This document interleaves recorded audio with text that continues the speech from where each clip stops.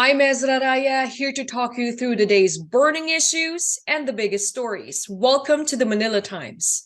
Nearly 8,000 were killed and over 24,000 were injured when a 7.8 magnitude earthquake shook Turkey and Syria on the early hours of February 6, Monday morning.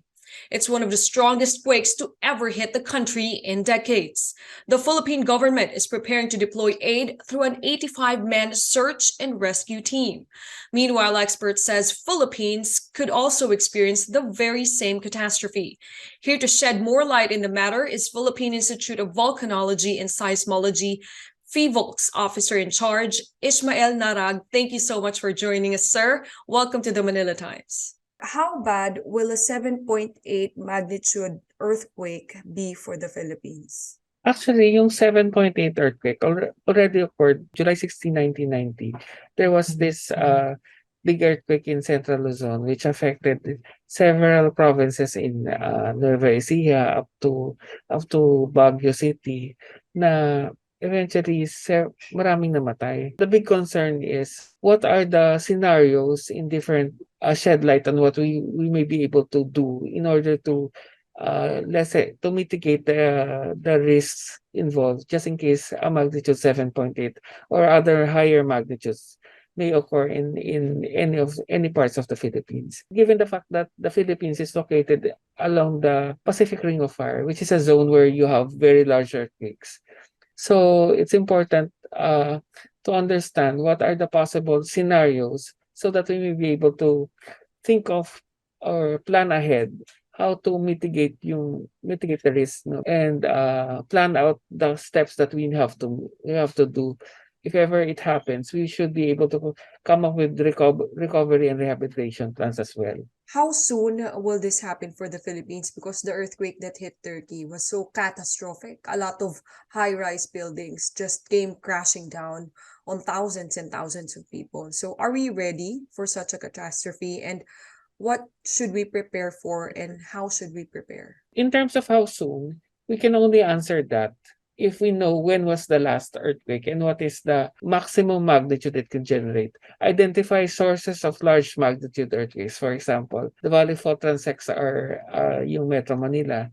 So we want to understand if what is the maximum magnitude that it could generate. One way to do that is to look at the length of the fault. There are formulas where we can estimate what is the maximum magnitude that can be generated based on the length of a fault, and from there project what are the possible damages and casualties.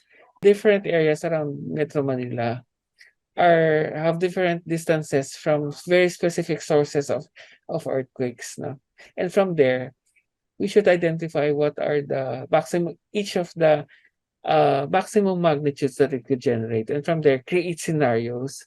Okay, and so the next step after coming up with scenarios is coming up with different plans on how to mitigate the effects, no? Design policies, and from there try to implement them properly. So that would mean monitoring the construction of buildings correctly. The building code or the structural code in the Philippines does not actually guarantee you that it will not be damaged, but it should guarantee you that it will not collapse. From there, we can plan out recovery and rehabilitation plans just in case a building would eventually collapse. I think it's important to make sure that we retrofit buildings that are whose occupancy would entail na if just in case they fail, there might be many fatalities. So it's important to bring them to be code compliant. Aside from the fact na we should be able to implement evacuation procedures, we should know as well how to react just in case a big earthquake, so that any falling debris will not cause injuries. So each and every one of us should know yung the correct behavior just in case a big earthquake would happen, so that we would be safe when we do our evacuation. Kaya nga we are encouraging people to attend and participate in any or the national simultaneous earthquake drill that's being done every quarter. You mentioned that the government should really look out for the building code, that they are updated. And you also mentioned about the thing about we should adapt the certain type of behavior when catastrophe like an earthquake hits us. But in Turkey, when the earthquake came, it was very early in the morning, so they were still sleeping, children sleeping in their beds. When the pavement, when the house or the building they live in came crashing down on them. So they could not have prepared or adapted that behavior because they were caught off guard. Also, the recent earthquake that hit Abra, there weren't a lot of fatalities, but there were a lot of damage and properties, and the government were able to respond to that. But what other measures can the government undertake on this? Should we identify the specific spots that an earthquake might hit? So you mentioned earlier, there are also spots here in Metro Manila. So what are these places that a very strong earthquake is likely to hit? It's important to understand that the closer you are where earthquake sources may happen, the higher the chance that damages and of course casualties may occur. So it's important to map out where the active faults are located. So the big concern would be where cities are transected itself by active faults, and for that would be, for example, the Valley Fault. Yes, So we're let's say the Valley Fault, yeah, and also in Davao. in Davao. There's a fault system. In Metro Manila, that would be the Valley Fault. Of course, there's the Philippine Fault, which is about 1,200 kilometers in length. There are also different areas in the Philippines that are transected. So I think it's important to be aware that how near you are from an active source of earthquakes. So from there, you may be able to understand what additional hazards may affect you. Like if you're near mountains, there may be landslides. If you're along a river channel, there may be cases wherein the liquefaction might occur. That's the phenomenon wherein the soil would start to behave like water. And of course, you might be also be located along the shoreline. And if an earthquake would occur offshore, it might generate a tsunami. So it's important to be aware of what would be the possible hazards in your area and how close you are from the sources of earthquakes. We have an app ngayon, a web app called the Hazard Hunter PH. You can actually visit that, and then there, if you click on the map where your house or your place of work is located, it will identify the nearest fault, the all of the hazards that might happen at that place. That would give you all the scenarios.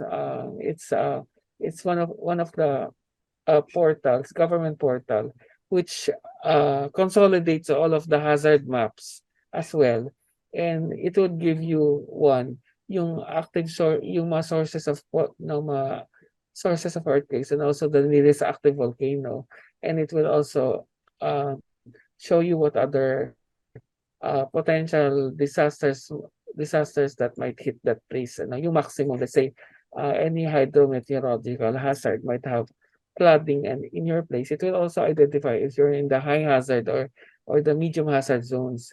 So hopefully nga, if you are, it's part of it's an awareness package for everyone to visit, at least to understand what will be the um all the possible hazards at your place. And then if you want to really stay there, you must plan out how to mitigate the risk posed by the different hazards. And then you can try to plan out. As you mentioned kanina nga, you said people were sleeping at that time, no? So from there, it's important nga to secure the places where you sleep, kasi if you divide 24 hours, 8 hours of sleep, 8 hours of work, 8 hours of leisure, nearly one third of your life is spent sleeping. So it's important that your places where you sleep are you are vulnerable when you sleep, kasi you don't know what might when an earthquake might occur. So it's important to secure cabinets and any hanging objects that might fall when you are sleeping, so that we may avoid other yung injuries and casualties, just in case there are non-structural damages that might occur. Of course, the structural damage can be answered. You just follow the code. And one way to check that, for our houses, there's an app also called yung How Safe is Your House. It will say to how safe is your house. It's an app. It's a mobile app where you should answer, I think, 12 questions. And from there, it will give you an indicative recommendation if your house is safe from a big earthquake or not. And it will also tell you what would be the recommendation. Number one is also to consult an consult an engineer, and they may be able to tell you what would be the structural modifications you may do to your house, so that it will not fail just in case a big earthquake. Sir, the quake that hit Turkey was 17 kilometers in depth. So that's why they were able to really feel it, ano. So if and when the big one hits Manila or the Philippines, how strong do you think will the earthquake be? Is it stronger than this one? Number one, understanding how large it is and when was the last one and how frequent does it occur, so that we will be able to see if the source is already ripe for a big earthquake. So unfortunately, yung mga cases where larger earthquakes occur, they are infrequent. So sometimes the cycle is about centuries. So sometimes you need centuries of data to understand the typical behavior or cycle of very large earthquakes. So that's why right now we're improving the monitoring network and try to understand, compare it with behavior of faults from other countries, and see if there are analog scenarios of earthquake activities abroad that might indicate that a big earthquake might occur in the future. So that would be on the realm of prediction.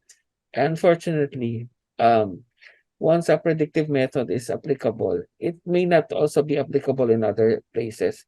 That's why we have to make sure that the right conditions are also met. No, so because it's applicable, for example, in one country, doesn't mean it's applicable also in the Philippines. We have to check out what is the condition that made it applicable on one side, and before accepting any technology that might say this is good for the Philippines. So yeah. All right, thank you, sir. So, like you said, there's no way to stop an earthquake and predict one. So, the best way is to be prepared and to adapt the right attitude when a disaster hits. Thank you so much, Officer in Charge Phivolcs, Ishmael Narag. Thank you so much, sir, for your time.